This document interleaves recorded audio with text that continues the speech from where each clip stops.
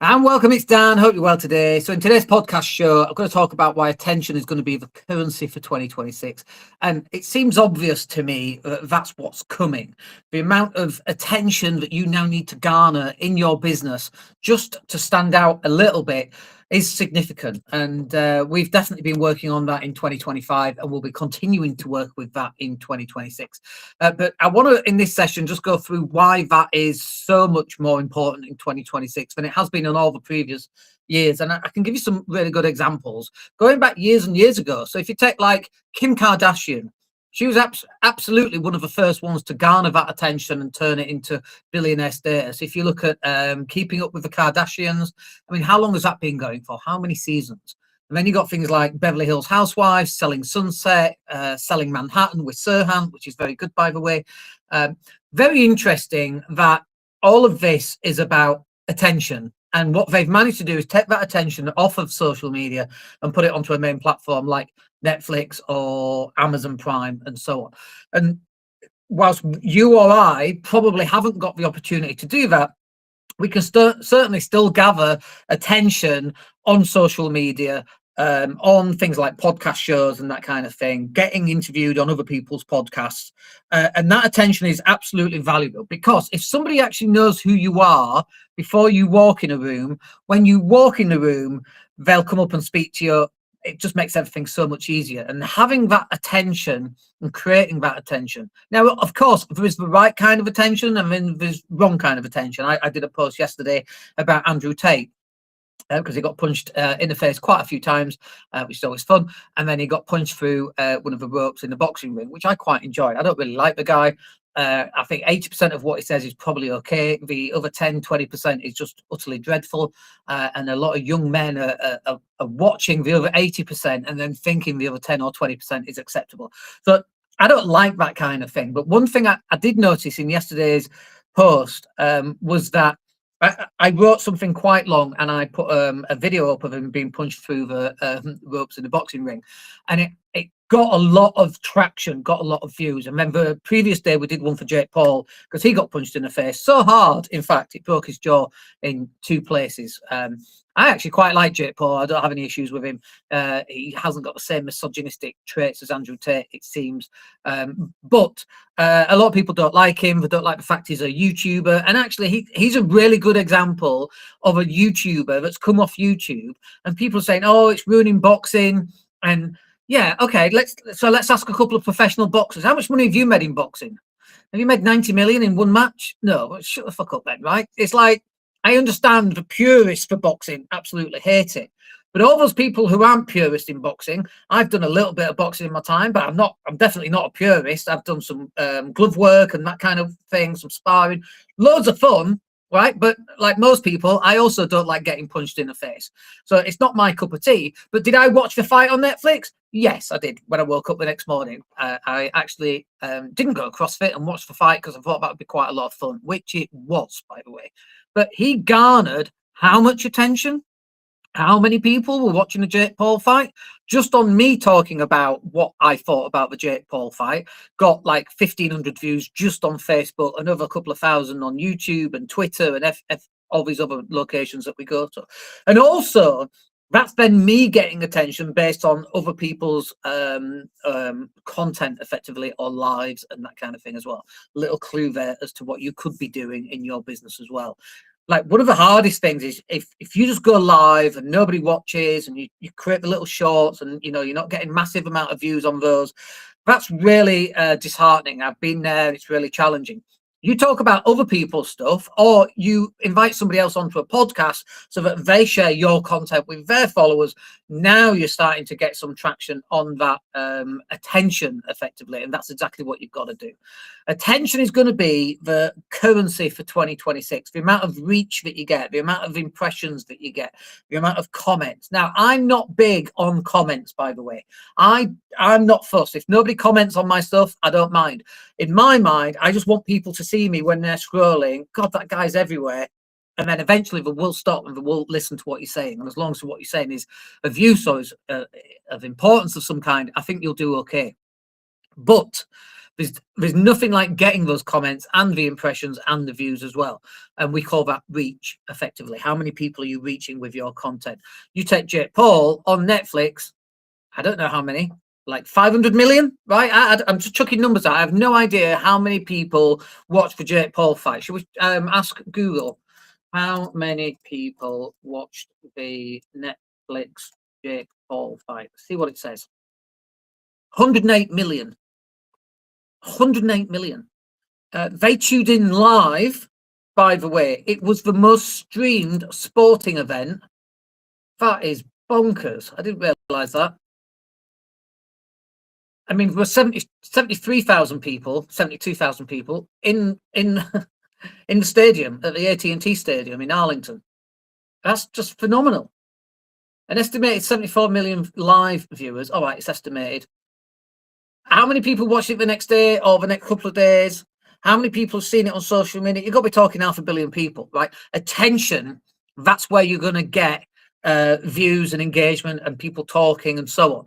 Now, also, by the way, when you're talking about other people's stuff, you might have a negative view of a person, let's say Andrew Tate, and then somebody else has a positive view. One of the challenging things is to say, thank you for your opinion, I disagree because of this, without it kind of falling into some kind of argument and that kind of thing, which really doesn't help your I mean, it's authentic, I suppose, but it doesn't help your credibility if you're arguing with potential customers. So that's just something to be aware of and kind of be careful of. But I just find it very interesting that all that attention, all those people that don't like Jake Paul made 90 million quid in less than 30 minutes, right? All right, he goes home with a broken jaw and he might not be able to box ever again. But you know what? Stick me in the ring for 6 rounds with Anthony Joshua. And like, yeah, just keep the ambulance on standby because I'm probably going to need it and facial reconstruction. I would go in the ring for 90 bloody million, right? Who wouldn't? I think most people would. You know, you're going to get your ass kicked and that's all right. You just accept it. But this is the point. This is attention. Like, think about Anthony Joshua and how successful he's been. That was the biggest payday he's ever had. Like, that's the power of attention. Go back to all the people that you see online, the people that you follow online, the people on TV, on Netflix and Apple and Marvel, for example. And then you see them on social media and all the people, all the celebrities that you actually follow. And now you have even more access to all those people. Now, obviously, you're not a celebrity, and I'm definitely not a celebrity either. And so that's much more challenging. So sometimes you have to hop on to the back of other people's stuff and get attention that way and have something, an insight to say. So, for example, this morning, the doctors all went back to work. They took 5 days off. They all went on strike. I think it's appalling that they went off on strike. They've literally just had I think it was a 28% pay rise in the last year. And they're saying, yeah, but that's not right. That's not fair. You know, we've had 20 years of being paid underneath because we've not had pay rises, which I also agree is dreadful as well. But you just had a 28%. You've got all these other people who've not had any pay rises, and yet you're now after another 20 or 30%, whatever that happens to be. I get that you should be paid what you feel you're worth. Shouldn't we all? As an entrepreneur, how many hours have we worked and we've got nothing, right? And I don't mind that. That is the choice that we make, just like the doctors, that's the choice that they made. They know that they're not making that money. And I believe that the way to solve that is to give them an above average increase for the next 5 to 10 years to get them back to where they should have been in the first place. I understand that might be challenging for a whole bunch of reasons, but I just don't believe anybody should strike. I just don't believe that's what the negotiation table is for. But I posted that on social media. Now, that's nothing to do with me. I just got my own shitty opinions one way or the other. And you as well will have your opinions and you go one way or the other. You go, actually, Dan, I think they should strike. Brilliant. Put that down as a comment. Awesome. But the fact that I can take that video or create a video and talk about that and then get 1,000 views from that video, okay, as long as you're not kind of effing and jeffing, which I do from time to time, if you're not swearing or if you're not saying something really bad, do you know what I mean? Like, I don't, not all attention is good, by the way. Ask, Donald Trump, for example. He believes all publicity is good publicity. And I also don't believe that either. But if you're not famous, which no doubt you're not, you can utilize other people's content to get more reach. And then if you're talking about, like, for example, earlier this week, we had two things. One was the interest rate cut a quarter point. So I did a video about that. And then we've got 1,000 views on YouTube. And then the other one was the unemployment rate went up to, I think, 5.2 or 5.3%, maybe 5.1. So it'd gone up. Right, so they're two separate videos, all very much work related. Another video I did was a guy who woke up speaking Spanish, and he could only speak English before, but now he's had a septum done, and for some reason he can now speak Spanish. So I did a video about that, and the comment was, finally, an easy way for me to learn Spanish. Just need to go and have this weird operation that he had. So again, is that relevant? Well, it is, because I live in Spain, so it's kind of relevant, but might not be relevant to my overall customers, but it kind of is because I live in Spain, and so it's relevant to my lifestyle. So when we're creating this video and this content, you have to remember that people buy from people, and people buy from people that they know, like, and trust. So when you're putting out content, and you might split people down the middle with your opinion, so that's why you have to be careful. But when you're putting out content, they're going to make a determination as to, do I like this person or do I hate them, right?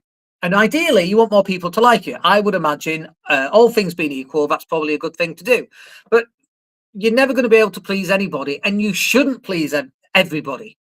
Right? You shouldn't be pleasing everybody on the planet. You should be splitting them into different compartments, because some people are just not going to like you, and that's totally fine. They'll never waste your time on a phone call. Some people are going to love what you say, totally agree with everything you say, and can't wait to buy the next thing that you've got ready to sell, be it a training course or digital marketing or whatever else it is that we do. So you've got to be utilizing other people's content, jumping on the back of that and putting your own voice and your own opinion, which is as valid as anybody else's opinion. There are 9 billion people on the planet, and your opinion is as valid as the next person. Even if we know this, okay, even if someone has an opinion about something that they know nothing about and are very uneducated about, their opinion is still valid to them, just as your opinion is still valid to you. And let's face it, we all have opinions about everything. You should be putting out those opinions, because those people who agree with those opinions, they'll start to follow you, they'll start to like you, and eventually they'll buy at some point. One of our sales cycles, by the way, was like 16 years for a sales cycle, which is just hilarious. Okay, but that's just life. Obviously, we want that to be shorter, but sometimes that's just life. But you have to build that likability up over the next 10, 20 years. And that starts now, right? You've got to start putting content out there. So the other point here is that platforms are saturated right now with content. And honestly, if you go on Instagram, it's just the meme, where he's dancing and it's got a blue background. It's just that. All, there's like 2 or 3 songs. Every post is those 2 or 3 songs, because everybody's jumping onto it, the bandwagons. What people can't replicate is you and your opinions, you and your perspective on life, how this week has gone, because it's unique to you. You're not going to have 2 people have had exactly the same week, unless we're in a sports team or some random thing. But even then, it's different. How many points have you scored? How many goals have you scored? It's different, right? But there's only one you. And I've always said you should be more you, and you should be putting out more opinions, because your opinions are what separates you from everybody else. But the platforms are so saturated, you've really got to create a lot more content than you currently are doing. And then number 3 is that short form content will get attention. So we target our content to be less than 1 minute long, because then it goes on to Reels, Stories, and YouTube Shorts, gets a lot more views. And if you can create the short form content, can't say the words, then eventually, hopefully, they're going to come and find the longer form content, like the podcast, like the longer videos. So it's short form for attention, and it's long form for conversion. So this is one of the reasons why we do podcast shows like this, for example, is that this is a long form piece of content.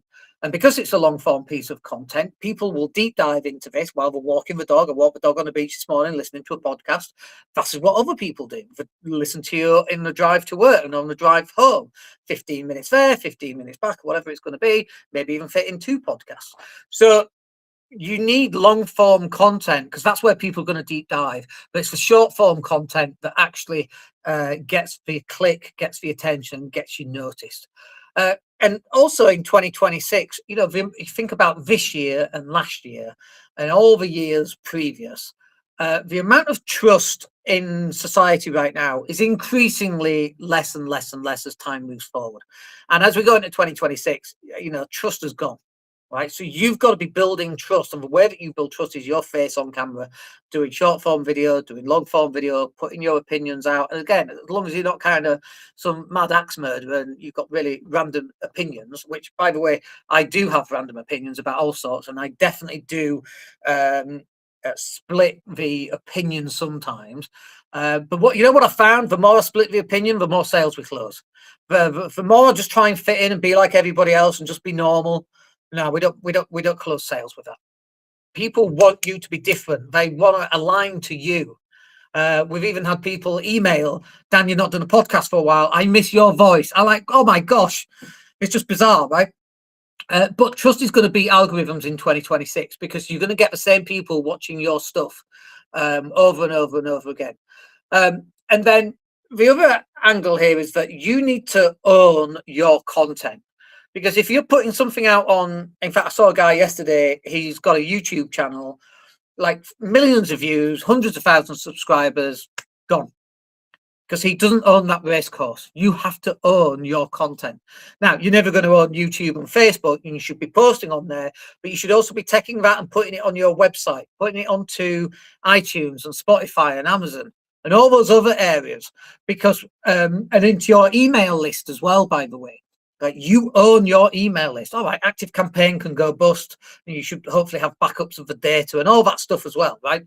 But this is one of the problems. If you're just focused on one platform and that platform goes down, you are screwed pretty much.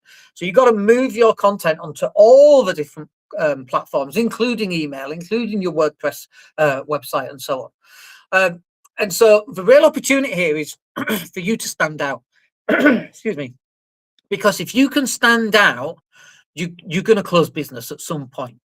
Attention is going to be the key in 2026.